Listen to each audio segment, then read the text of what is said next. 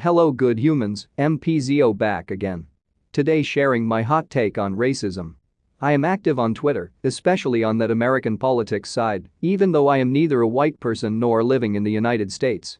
Once in every while, I get to stumble upon tweets being racist towards white people, which shocks me the most is that some handful of white people do it. Those racist people's reason is that it's not racist if it's towards white people, and most white Twitter defends this statement. This angers me to the core.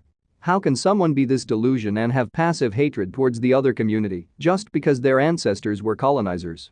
I am an Indian, I know my people's history and how the British tortured our ancestors. But I know that those evil colonizers aren't this generation. How I can hate current white British people for past generations' wrongdoings? Can you take prison sentence for the mistakes your father or grandfather did decades ago? How illogical does one have to think that it's okay to be racist towards someone just because they're descendants of colonizers? Another question to them is, don't you know that most of the countries in the world had colonized and oppressed others? Even within most countries, kingdoms colonize other kingdoms and oppress their people.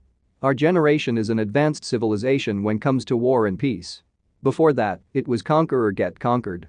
Now when we are on the path of peace, how can we accuse the current generation for their ancestors' mistakes? Isn't that violating the path of peace? Peace is when both parties come to terms not to inflict wars on each other. The current situation reminds me of the Zootopia movie. The predators and preys of wild started living together in peace by throwing away their differences and hatred. But one sheep still stuck with prejudice against predators. She wants to get the power from those predators by any means, even using other prey animals as her pawn. Her reason is that those predatory animals are dangerous and unintelligent in comparison to the prey. Her racism towards those predators resembles our current situation.